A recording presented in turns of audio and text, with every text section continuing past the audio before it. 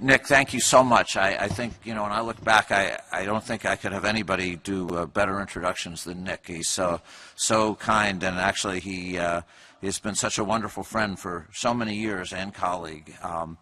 We've written many papers together. We played ping pong together back 42 years ago, and it's just always a treat to see Nick, and just been a wonderful friend and colleague. So thank you very much, Nick, for the letter. I had no idea that 12 people wrote letters, too. So only Nick would get 12 letters for somebody, too. So thank you. So I thought I'd tell you a little bit about how, for those of you that don't know about how I got started, Nick gave some information on that, and then I'll go over some of the more recent work we've been doing. So I got my PhD at MIT in 1974, same year Nick did. We're actually four days apart from birthdays.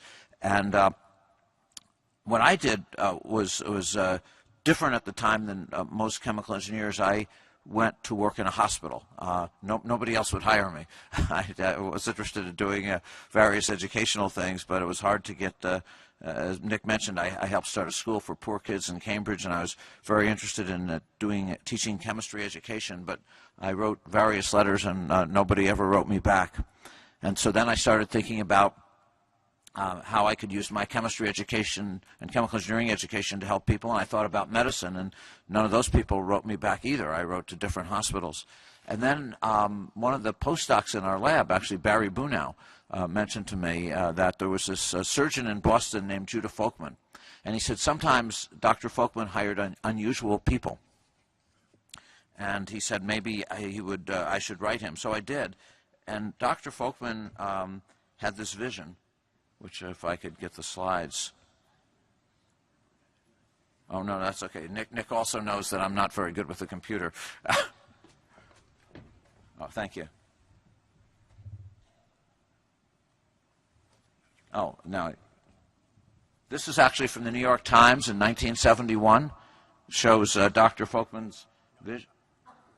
What's that? Yeah, no, this is a... Yeah, no, it's okay. So Dr. Folkman's vision was that a tumor somehow, cells became abnormal. They grew to a three-dimensional mass, but it's actually a chemical engineering problem. The the mass doesn't get larger than a millimeter cubed because the cells in the center can't get nutrition or can't get rid of waste. But what Dr. Folkman proposed is that the tumor secreted something which he called tumor angiogenesis factor, TAF, and that sent a signal to the surrounding blood vessels, which were normally quiescent, so that they would begin dividing and going to the tumor. And that would cause a second phase of growth where the tumor would get larger and larger and spread through those blood vessels, metastasize, and eventually kill. And the project that he asked me to work on was, could I find an angiogenesis inhibitor? I didn't realize at the time when I started in 1974 that this was a fairly controversial field, but a lot of people didn't believe that angiogenesis existed. And so what Dr. Folkman asked me to do was to see if we could actually find for the first time an angiogenesis inhibitor. So how do you think about a problem like that? Well, we thought about it from two ways. One, we needed to find something that had inhibitor of blood vessels. Most people at the time, or maybe almost everyone at the time, didn't agree with Dr. Folkman. They said if you didn't get blood vessels, it was because blood vessels couldn't physically permeate through things. Well, what Dr. Folkman and I took as an example to try to study this was cartilage, which is in your knee and your nose. I started getting cartilage from small rabbits, but I couldn't get that much from them. So then I went to cows, and I actually made an arrangement with a meat packing place in South Boston to get all their bones and bring them back to this lab at Children's Hospital. I'm going to show you one. And this bone, it actually doesn't come quite like that. It actually has some meat on it here. So what I'd have to do is every week I spent about 40 or 50 hours scraping meat off those bones. That was actually the first step in the purification. And then I'd slice off the cartilage, the white part, put it through various extraction procedures like guanidinium hydrochloride, and then I would put it through various columns to purify it. So at the end of about a year or two, I had all these fractions of cartilage. And Dr. Folkman and I, our hope was that one of those fractions might stop blood vessels from growing, whereas pretty much everybody else thought the reason blood vessels didn't grow was just the physical nature of cartilage, that it was a very tough substance for blood vessels to get through. But the theory was, are there secretable substances that might somehow interfere with blood vessel growth? So that was the first part. We had a substance that we could test to see if this could happen. The second part, and really when you look at the history of medicine, I think the second part actually is key. So many times when somebody's isolated something significant like a vitamin or any bioactive factor, what's almost always rate limiting is the bioassay. And there was no bioassay to study angiogenesis. So we had to invent one. And what we came up with was the eye of a rabbit. The eye doesn't have any blood vessels either. The cornea doesn't. But if you put a tumor in, certain types of tumors, like a V2 carcinoma, will cause blood vessels to grow from the edge of the cornea over about a 2 or 3 month period. And so we thought you could maybe use an ophthalmic microscope to measure the length of the longest blood vessel. But part of the challenge in that was that all the molecules in cartilage were fairly large and ionic and so forth. So what we wanted to do is also have a polymer that we could put in the eye that would not cause inflammation to the eye, which was a challenge because it's very sensitive, but could also deliver any of these large molecules. So Dr. Folkman was actually on the scientific advisory board of the one company in the world, ALZA, that was working in this area of controlled drug release. And he went out there and asked them, could they help us with this? And actually, they had a very distinguished advisory board, Paul Flory and many other people, along with Dr. Folkman, and they told him no. They said, that's not possible. You can't deliver large molecules from polymers. And there's also been quotes in the literature about this. Here's just one example. People didn't think you could release large molecules. But we went ahead and tried to do it anyhow because we just didn't know really probably any better. And we started out making little pellets. Later on, actually, Mike Sefton came and did a sabbatical with us and worked with Larry Brown and made little microspheres. I'll show you even nanospheres later. But here's a microsphere, and here's one cut in half. We showed, we published in Nature in 1976 that you could use this approach to release molecules of virtually any size for over 100 days. And later we showed, using some chemical engineering approaches, that you could design these systems to even get relatively constant release.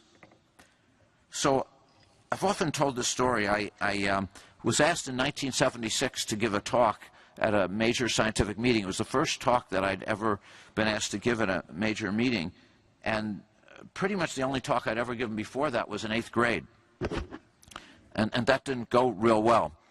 I still remember to this day getting up, I had to give this 1.5-minute speech to my 8th grade class, and so the night before I rehearsed it for about 4 hours in front of my parents' mirror, and the next day I got up, I gave this 1.5-minute speech, and I did all right for the first minute and 2 seconds, but then I couldn't remember the next word, and I stood up in front of my 8th grade class for another minute, absolutely frozen, until my 8th grade teacher finally told me to sit down and gave me a not particularly good grade. Actually gave me an F. So I was always very nervous about talks after that. And certainly when this talk came in 1976, I was very nervous because I was lecturing to a group of very distinguished polymer scientists. And I still remember when I got done with that talk, where I didn't forget too much of what I was going to say, I was thinking that all those older scientists, being nice people, would want to encourage me, this young guy. And when I got done and I stepped off the podium, a whole bunch of them told me they didn't believe anything that I said. So how did this work? It turns out that a couple years later, people would start to reproduce what we did. They changed it to other polymers like polylactic acid, but the general principle was the same. And so what we did is Rajan Bawa, one of our students, would take a cryomicrotome, cut thin sections through the polymer, and here's one of the polymers, and if molecule 300 molecular weight or greater couldn't get from one side to the other. But if you put a drug in, you get these phase separations. This is before any release has taken place, and what you see is the polymer is white and the drug is red in this case. If you release this for a year and then you cut a thin section, what you see is left behind where the drug was are these pores. And these pores are large enough so that molecules any size can get through. But over time, people in our lab, like Larry Brown and Bill Ryan and Elazar, who spoke last night, showed the microstructure, that there were thin, tight constrictions between the pores, and the pores were very winding and tortuous. So it took a really long time for the drug to come through. And you could actually make these. Mark Schultzman actually showed you could take tiny systems like this and make them last for over 3 years. So anyhow, we were now in a position to address the angiogenesis problem, and this was the assay that I mentioned. But now, since we had these polymer systems, we could take all these different fractions, and I probably tested probably over 1,000 eyes with many different fractions, and of course almost all of them did not work. Those I like to think of as the controls. And in fact they are, right, because there are other isolates from cartilage and they're similar size and so forth, but they didn't work. But we found one thing which was incredibly exciting. I still remember looking at these rabbit eyes, and I apologize if people don't like blood, but here's a picture. What we see is that in the panel which says minus CDI, minus cartilage-derived inhibitor, you have the tumor. This is about 8 weeks after the start of the experiment. And you see a sheet of blood vessels growing from the edge of the cornea over the polymer, which you can no longer see, to the tumor. If we sacrificed the animals at this point, if you didn't, about 3 weeks later, this tumor would be out of the orbit of the eye, and it would actually kill. But in contrast, the controls, you can look at these with an ophthalmic microscope, but you don't even need to. You saw the blood vessels are sparser. They avoid the polymer, and probably about 60% of these tumors never grow. I mean, this was just striking, because 100% of the tumors, Dr. Folkman's lab had done thousands and thousands of these. They'd never seen this before. So this really showed for the first time, we published this in Science in 1976, showed for the first time that actually angiogenesis inhibitors did exist, and also established bioassays by which they could be judged in the future and isolated.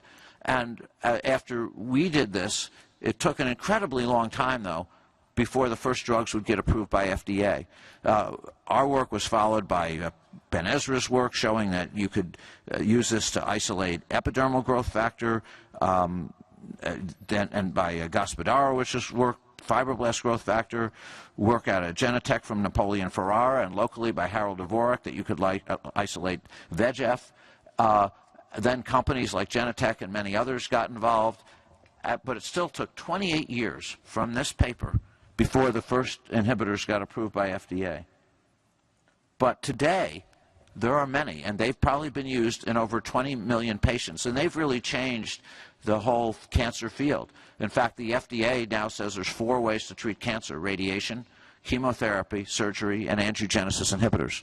Starts with Avastin, which is one of the #1 or 2 most widely used biotech drugs in history. And we see these now being used in many forms of cancer, as well as diseases where, like blindness with macular degeneration. We also thought that these systems could be useful in their own right for delivering different molecules.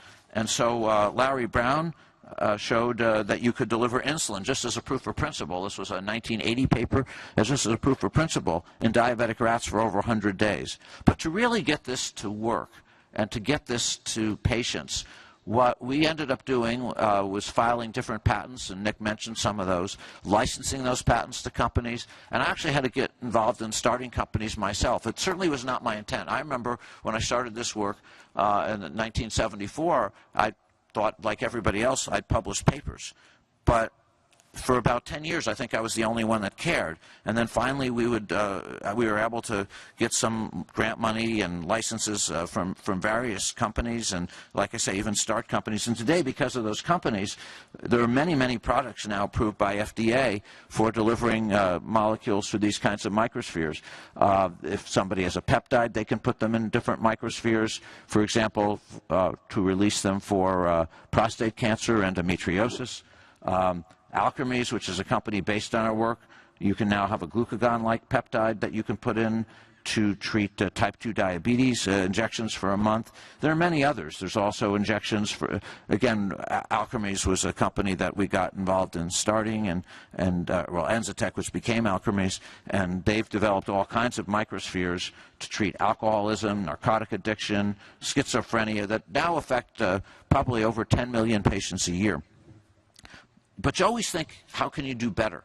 So what we've done so far is we've been able to create systems that you can put in the body that can be placed maybe intramuscularly or subcutaneously and control the rate and duration. But could we ever target the drug? Could we control their location? So to that end, Ruxandra Graf, when she was in our lab, developed some nanoparticles. And I thought, just in the interest of time, I wouldn't go through this too much, but I thought what I'd do is show you a video that Nova, the TV show, came when they came to our lab. So Ruxandra started it, and then Omid Farrokhzad, who a clinician now at Harvard, did a lot in terms of modifying the surface of these nanoparticles so you could direct them to tumors. So I thought I'd just show you a video describing a little bit of what we do. He starts with a nanoparticle of anti-cancer drug. That gets encased in a plastic that releases the drug over time. That in turn gets a special wrapping that disguises the package as a water molecule to fool the body's immune system. And last but not least, the address where it should be delivered. A key that will only fit the lock of cancer cells.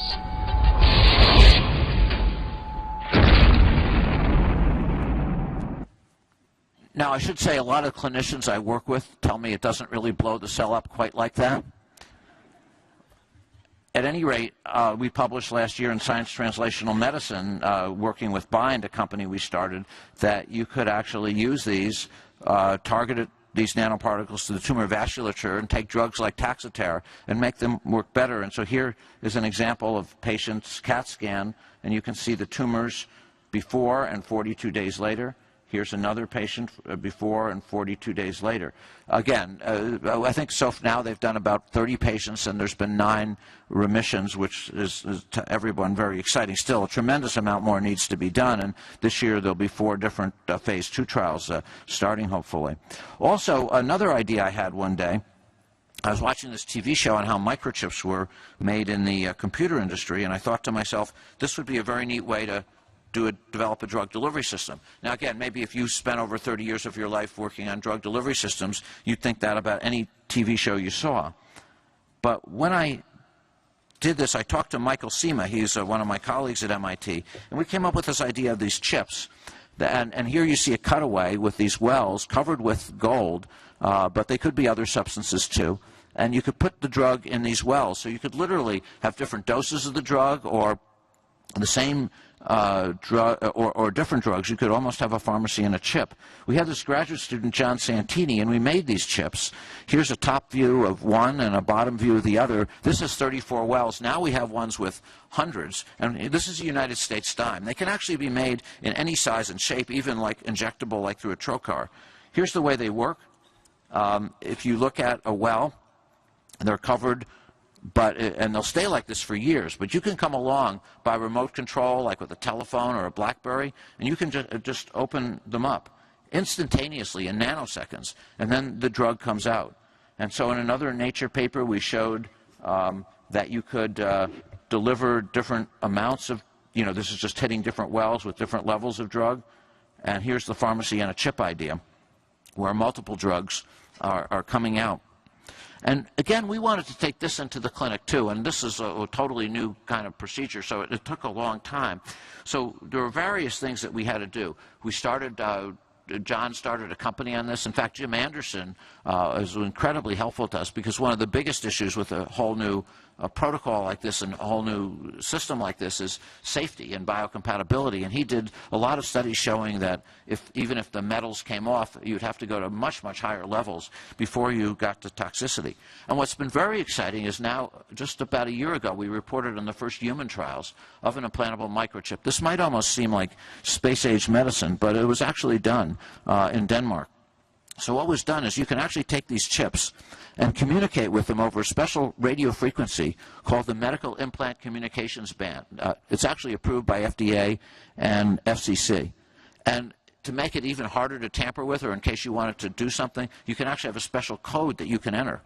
And basically, you can have your computer, it could also be a cell phone, and there's actually a link between the chip and the receiver that tells you everything, like did you take the drug, when you took it, and so forth, which actually for somebody like me who's getting older is very important. I actually, you know, what I do now, because sometimes I forget whether, I don't think I have Alzheimer's, but sometimes I sort of forget whether I take the drug and I turn the bottle upside down, because that's the only way that I can know. So at any rate, this does it for you. And here is the trial. They did 8 patients. We wanted to pick a drug. Usually, you know, people always say, I remember Mike Sefton telling me, well, what's the #1 reason? People usually look at your work, they'll say, this won't work because.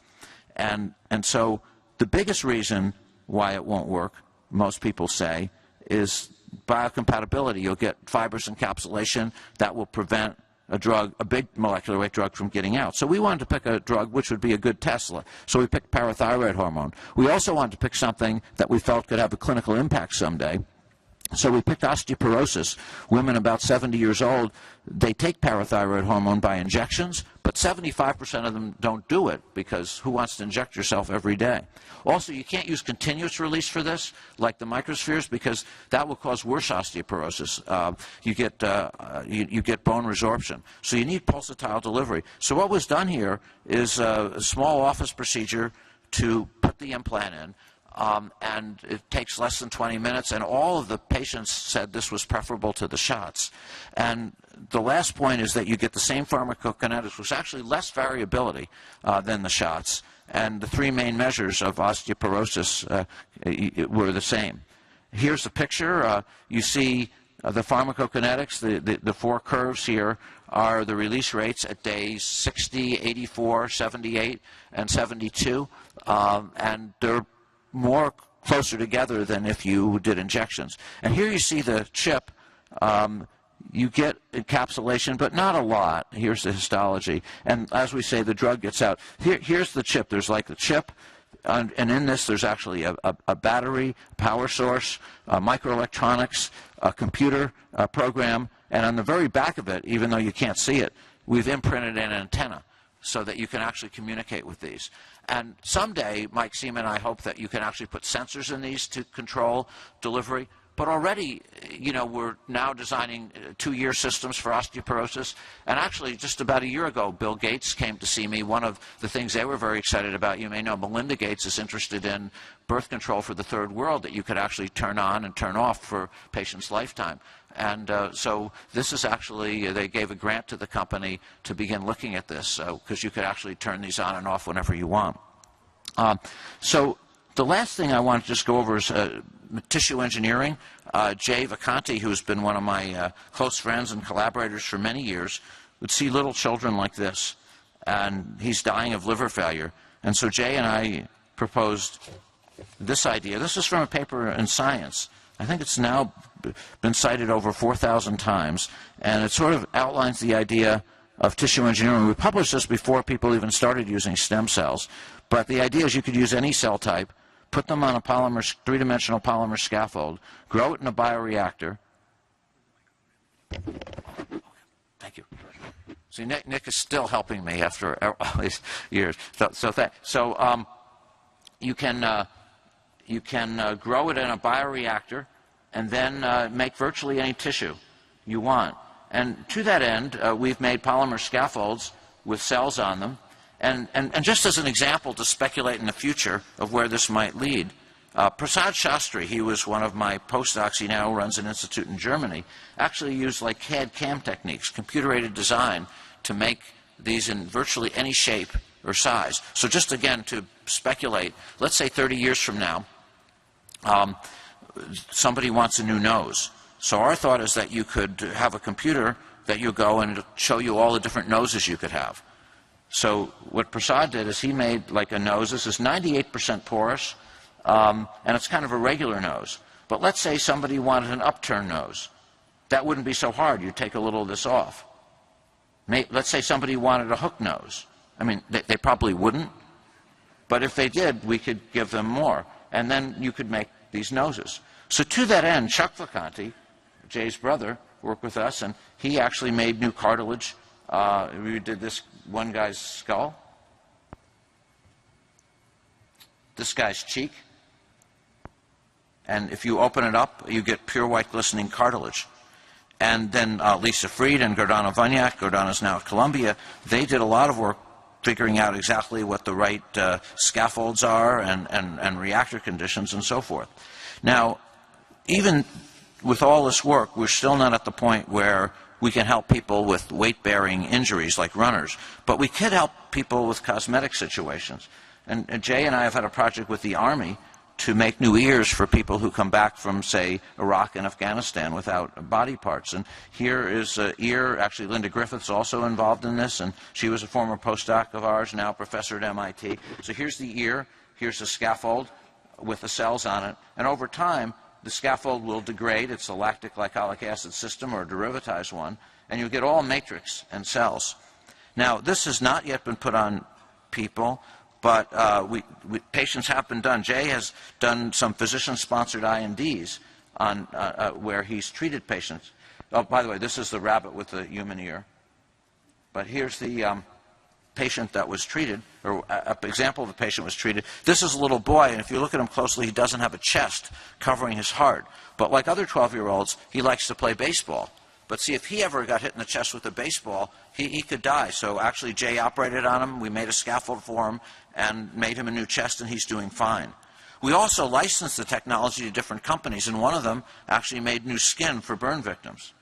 Here's a little boy who's very badly burned. And you could take the product. It's a neonatal skin fibroblasts on the polymer scaffold. It's now actually approved by FDA. You can put it in a child at the time of the injury. If you come back 3 weeks later, he's doing better. 6 months later, he's healed. And these have now been approved and actually quite widely used for both patients with burns and patients with diabetic skin ulcers. The last example that I want to give is, could you even someday help patients with spinal cord repair? And to this end, Erin Levick, who is one of our graduate students, now professor at Case Western, created a scaffold that had an outer part, I'll show you a picture in a minute, that could provide axonal guidance, and an inner part that you could seed with neuronal stem cells. She worked with Ted Tang, who was a surgeon, and actually Evan Snyder, who's a stem cell expert now at the Burnham. And here's some pictures. This is a scaffold. Here's the inner part, which is porous, where you put the stem cells. Here's the outer part, which is the scaffold, and to help axonal guidance. In these experiments, there's different models that we've looked at, but what's done here is to take out a portion of the spinal cord, which will make these rats paraplegic. And what Erin and Ted did is they followed these rats for 400 days. And I thought I'd just show you some videos. So here's a control rat. And you can see that he's not able to support his weight on the backside. And the paws, if you look at his paws on the back, are kind of splayed in a rather awkward fashion. There's actually what's called a BBB scoring system, and we use this. And he gets about a 5. 20 is the best. Now I'm going to go to we actually did groups of 12 in this, and now I'm going to go to one of the treated animals, the mean of the treated group. And you can see that this guy's doing better. Not a cure by any means. But he is able to support his own weight. He would get about a 13 or 14 out of 20. And the paws are splayed in a much more normal fashion.